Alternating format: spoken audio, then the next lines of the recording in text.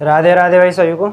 Indian mapping की आज ये दूसरी क्लास है। इससे जो पिछला लेक्चर था उसमें हमने तमिलनाडु के बारे में बात की, उसकी जोग्राफिकल कंडीशन, कौन कौन से शहर किस किस लिए प्रसिद्ध हैं, है ना, उनकी लोकेशन भी हमने जानी। आज उसी से एक सटा हुआ एक राज्य है केरल, उसके बारे में जानेंगे, है ना। तो ध्यान से समझिएगा। देखो, जब केरल की बात करते हैं तो पहले इसकी जोग्राफिकल कंडीशन देख लेते हैं, है ना। देखो, ये केरल है। इस केरल के पश्चिम में क्या है? पश्चिम में है आपके अरब सागर। क्या है? अरब सागर। क्या है? अरब सागर। ठीक है। अच्छा, यदि इसके दक्षिण में बात करें, हालांकि देखो यहाँ तक क्या है, तमिलनाडु फैला हुआ है इधर, है ना। इधर इस तरीके से तमिलनाडु फैला हुआ है ना। तो आप कह सकते हो भाई दक्षिण में तमिलनाडु है। क्या है? दक्षिण में तमिलनाडु है। क्या है? तमिलनाडु है ना। अच्छा, यदि इसके पूरब में बात करें तो पूरब में भी तमिलनाडु फैला हुआ है। क्या है? पूरब में भी तमिलनाडु फैला हुआ है। लेकिन इसके यदि और नीचे देखेंगे तो अपने को हिंद महासागर मिलेगा। क्या मिलेगा? इंडियन ओशियन मिलेगा। क्या मिलेगा? हिंद महासागर मिलेगा, है ना। अच्छा, यदि इसके उत्तर में देखें तो उत्तर में कर्नाटक राज्य।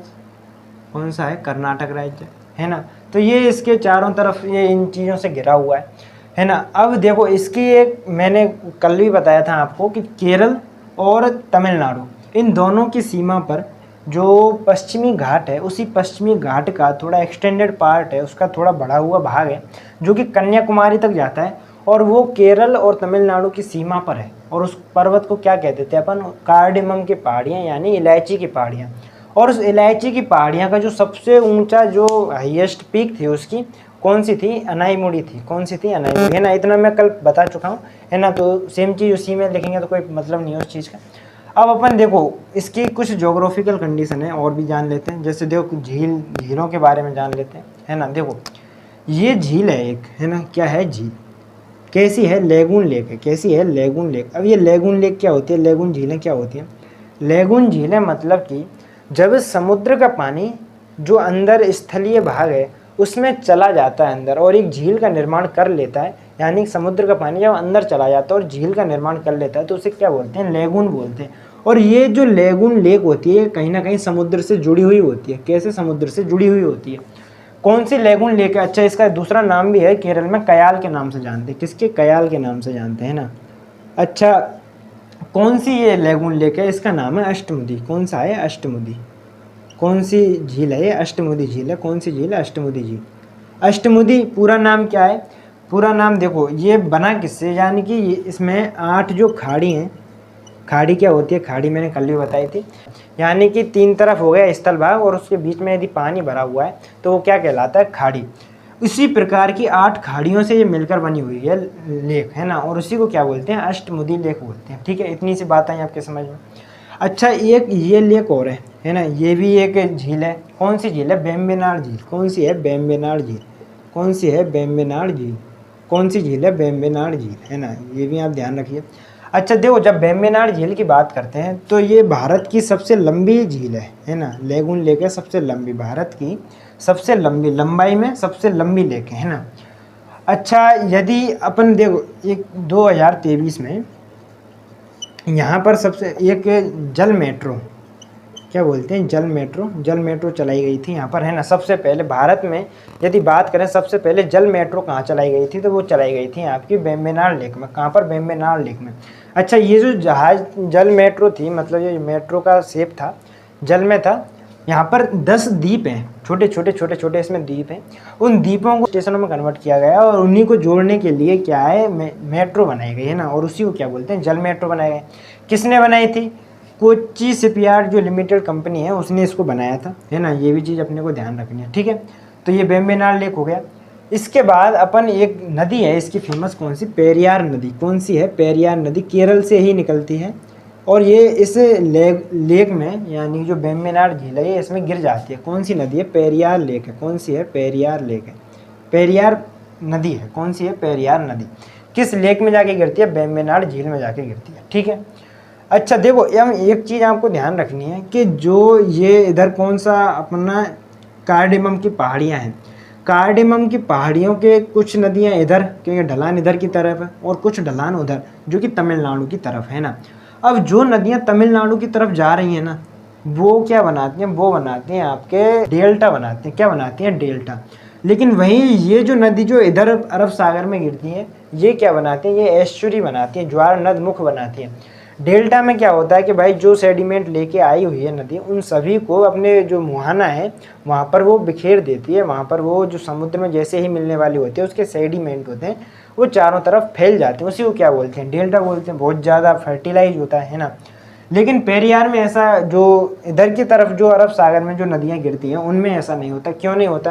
क्योंकि देखो ये जो दूरी होती है, यहाँ पर्वत है, यहाँ से नदी निकलेगी और सीधा इसमें गिरेगी। ये जो दूरी है ना, ये दूरी बहुत कम है। अब डिस्टेंस कम होने के कारण क्या है कि जो नदी है वो सीधी पहाड़ पर्वतों से निकल के सीधी समुद्र में गिरती है। अब उसमें जो भी सेडिमेंट है, जो भी वो अवसाद लेकर आई है, वो यहाँ जमा करा ही नहीं पाएगी। वो अपने पूरे अवसाद को किस में उड़ेल देगी, अरब सागर में उड़ेल देगी, है ना। तो ये चीज़ अपने को ध्यान रखनी है कि जो नदियाँ इधर अरब सागर की तरफ गिरती हैं वो ज्वार नदमुख बनाती हैं, एस्चुरी बनाती हैं। और जो अपने पूर्वी घाट की तरफ उतरती हैं वो क्या बनाती हैं, डेल्टा बनाती हैं। इतनी सी बात आपके समझ में आनी चाहिए, है ना। ये तो हो गए इसकी जोग्राफिकल कंडीशन के बारे में। अब यदि इसके प्रमुख प्रमुख शहर कौन से उनके बारे में बात करें तो प्रमुख शहरों के बारे में अपन बात करते हैं, है ना।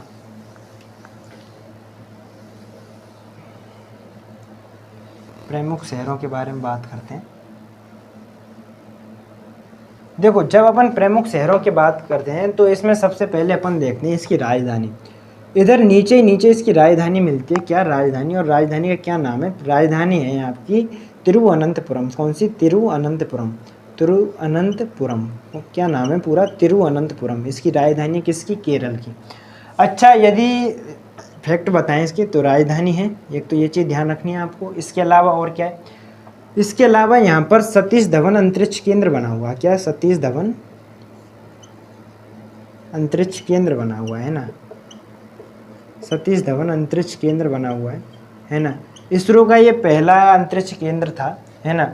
अभी तो जो उनका हेडक्वार्टर बेंगलुरु में स्थापित है, उन्होंने भाई श्रीहरिकोटा यहाँ भी लॉन्च पैड बना लिए। जो पहला यदि बात करें भाई इसरो का यदि केंद्र था वो कहाँ था? सतीश धवन अंतरिक्ष केंद्र था, ठीक है। कहाँ पे विकसित किया गया था? तिरुवनंतपुरम में स्थापित किया गया था, ठीक है। अच्छा, इसके अलावा एक मंदिर है यहाँ का फेमस, है ना, और वो मंदिर का क्या नाम है? मंदिर है आपका पद्मनाभ स्वामी मंदिर। पद्मनाभ स्वामी मंदिर। क्या नाम है? पद्मनाभ स्वामी मंदिर। कौन सा मंदिर है? पद्मनाभ स्वामी मंदिर, है ना। किस विष्णु भगवान के लिए समर्पित है ना, विष्णु भगवान के लिए समर्पित है। अच्छा देखो, इसमें एक चीज़ ध्यान रखनी, ये जो मंदिर है ना ये बहुत ही ज़्यादा स्ट्रिक्ट है। इसके नियम होते हैं वो आपको फॉलो करने पड़ते हैं। ऐसे ही आप एंट्री नहीं ले जा सकते, है ना। आप जेंट्स टी शर्ट, है ना, पजामा इनमें गए तो आपको एंट्री भी नहीं मिलेगी। फिक्स है, लेडीज़ के लिए साड़ी आवश्यक है और पुरुष के लिए धोती आवश्यक है, तभी आप दर्शन कर सकते हो, तभी आप इस मंदिर में प्रवेश ले सकते हो। यदि आप जेंट्स टी शर्ट टॉप वगैरह पहन के गए तो आपको घुसने भी नहीं देंगे, है ना। तो कुछ कड़े नियम है इसके, है ना। पद्मनाभ स्वामी मंदिर कहाँ पर है? तिरुवनंतपुरम में। कहाँ पर है? तिरुवनंतपुरम में, है ना। अब इसके जस्ट ऊपर यहाँ पर एक और शहर है जिसका क्या नाम है? कोल्लम। क्या शहर है? क्या नाम है? कोल्लम। क्या नाम है? कोल्लम। अब ये कोल्लम किस लिए फेमस है? ये आपके कोल्लम जो है ये एक तो आपका प्रसंस्करण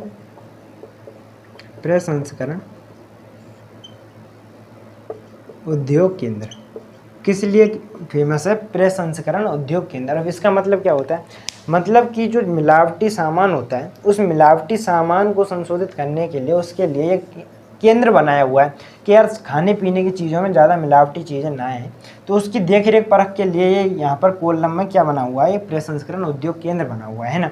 कहाँ पर बना हुआ? कोल्लम में बना हुआ। कहाँ पर बना हुआ? कोल्लम में बना हुआ। इसके अलावा और क्या है भाई? ये काजू उत्पादन के लिए फेमस है। किसके लिए? काजू उत्पादन के लिए, है ना।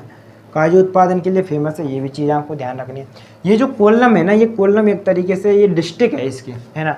और ये जो अष्टमुदी जो लेक है, लेगून लेक है, ये कोल्लम के ही अंतर्गत आती है, कोल्लम जिले के ही अंतर्गत आती है ना। तो ये चीज़ में आपको ध्यान रखनी है एक्स्ट्रा। अब यदि हम और यदि बात करें, है ना, ये आप यदि लिख रहे हो तो अच्छी बात है इनको, क्योंकि ये कहीं ना कहीं काम आ ही जाती है ना। लोकेशन पता होती है तो चीज़ें आसान हो जाती हैं। अब इसमें और देखते हैं तो यहाँ पर जो ये वेम्बनाड लेक है इसके किनारे पर एक शहर है, क्या नाम है? कोच्चि। क्या नाम है? कोच्चि, है ना। बहुत ज़्यादा फेमस शहर है ना। जितना तिरुवनंतपुरम के बारे में नहीं जानते लोग, जितना कोच्चि के बारे में जानते हैं ना। कोच्चि, इसे अरब सागर की रानी कहते हैं। क्या? अरब सागर की रानी। अरब सागर की रानी क्या नाम देते हैं इसको? अरब सागर की रानी, क्या नाम दिया गया? अरब सागर की रानी। किस लिए? बंदरगाह है ना, प्रमुख बंदरगाह है अपना। अपन जब भारत के प्रमुख बंदरगाहों की बात करते हैं तो 12 बंदरगाहों के नाम आते हैं, जिसमें कोच्चि एक प्रमुख है। कहाँ पर बना हुआ है भाई? ये जो वेम्बनाड लेक है ना, इसी के कोने पर बना हुआ है ना, ये भी चीज़ अपने को ध्यान रखनी है। अब यदि हम बात करें तो इसके पास में एक और शहर है जिसका क्या नाम है? एर्नाकुलम। क्या नाम है? एर्नाकुलम। एर्नाकुलम, क्या नाम है? एर्नाकुलम, है ना। ये भी सेम जो कोच्चि शहर है ना, उसी का एक तरीके से जुड़वा माना जाता है इसको। किसको? एर्नाकुलम जो शहर है, इसी के पास बसा हुआ है यहाँ पर, ठीक है। अच्छा, एक और शहर है इसके ऊपर, जिसका क्या नाम है? जिसका नाम है कोझिकोड। क्या नाम है? कोझिकोड। क्या नाम है? कोझिकोड। क्या नाम है? कोझिकोड। अच्छा, ये जो कोझिकोड है, ये जो शहर यहाँ पर बसा हुआ है ना, ये कोझिकोड, इसका पुराना नाम है कालीकट। क्या नाम है? कालीकट। और ये आपको पता होगा, जब हम मॉडर्न इंडियन हिस्ट्री पढ़ते हैं तो उसमें जानते हैं कि भाई जो वास्को डी गामा सबसे पहले कहाँ पर पहुंचा? कालीकट बंदरगाह पे पहुंचा। उसका नाम क्या बदल दिया है? कोझिकोड बंदरगाह करते हैं ना, कोझिकोड यहाँ पर है ना। तो ये आपको पता होना चाहिए, कोझिकोड क्या है? एक बंदरगाह है, छोटा बंदरगाह है, ठीक है। किस लिए फेमस है? मसाला व्यापार के लिए फेमस है ना, मसाला व्यापार के। और जो वास्को डी गामा आया था वो भी मसाला व्यापार के उद्देश्य से आया था। ये भी चीज़ आपको ध्यान रखनी। इसके जस्ट ऊपर एक और है, क्या है? माहे, है ना। अब ये माहे के बारे में मैंने कल आपको और डिटेल से बताया था। माहे दरअसल जो पुदुचेरी, जो हमारा यूनियन टेरिटरी है, उसका एक ज़िला है। पुदुचेरी के बारे में बताया हमने भाई कि 3 राज्यों में इसके ज़िले फैले हुए हैं, 4 ज़िले हैं। एक तो यनम जो कि आंध्र प्रदेश में है, 2 तमिलनाडु में है, पुदुचेरी और कराईकल, और माहे एक है जो केरल में है ना। माहे के बारे में बात करें तो एक चीज़ और समझना कि भारत में यदि बात करेंगे भाई सबसे छोटा जिला कौन सा है, तो कौन सा है? माहे। कौन सा है? माहे, है ना। पुदुचेरी का भाग है, ये भी चीज़ आपको ध्यान रखनी है। अच्छा, इसके ऊपर एक और शहर है, क्या नाम है? केसरगोड। क्या नाम है? केसरगोड। क्या नाम है? केसरगोड। क्या नाम है? केसरगोड। अब ये जो केसरगोड है, यहाँ पर नारियल अनुसंधान केंद्र बना हुआ है। क्या बना हुआ है? नारियल अनुसंधान केंद्र। तो ये चीज़ भी आपको याद रखनी है, नारियल अनुसंधान केंद्र। क्या है? नारियल अनुसंधान केंद्र, है ना, ये बना हुआ है। इसके अलावा यहाँ पर वायनाड, वायनाड के बारे में आपको पता होगा भाई, जब लोकसभा के चुनाव हुए थे तो राहुल गांधी प्रमुख नेता, तो वायनाड से भी खड़े हुए थे, रायबरेली से भी खड़े हुए थे, दोनों जगह से जीत गए भारी मतों से। उन्होंने ये वाली सीट छोड़ दी अभी, है ना। और यहाँ पर कह रहे हैं कि भाई प्रियंका गांधी जो उनकी बहन है वो खड़ी होंगी, है ना। तो अब देखते हैं क्या होता है, क्योंकि उपचुनाव होंगे कि यहाँ से उन्होंने ये सीट छोड़ दी है, रायबरेली उन्होंने शिफ्ट कर दिया, बोला कि रायबरेली से ही मैं MP रहूँगा। वायनाड आपको पता होना चाहिए लेकिन, है ना, कि भाई यहाँ पे राहुल गांधी ये चुनाव लड़ते हैं, ठीक है। अच्छा, इसके अलावा यहाँ पर एक और म्यूजियम बना हुआ है ना, बहुत केरल का बहुत ज़्यादा फेमस म्यूजियम है। उस म्यूजियम का नाम है म्यूजियम ऑफ केरला हिस्ट्री, यानी कि इस केरल के बारे में, पूरे इतिहास के बारे में, केरल के पूरे इतिहास के बारे में क्या क्या जानकारी वो उस म्यूजियम में रखी हुई है ना। तो ये भी जानने लायक बातें हैं। तो आई थिंक ये जो जोग्राफिकल कंडीशन और प्रमुख शहर है ना, देखो ज़्यादा है नहीं, और जो भी आप देखोगे जो प्रमुख शहर हैं वो इसी किनारे पे बसे हुए हैं, यानी कि समुद्र से लगे हुए हैं प्रमुख शहर। इधर तो क्या पर्वत पठार है, इधर तो शहर मिलेंगे भी नहीं आपको। तो आई थिंक आपको ये बातें समझ में आई होंगी किस किस तरीके से कौन कौन सा शहर किस लिए फेमस है। आज के लिए इतना ही, धन्यवाद।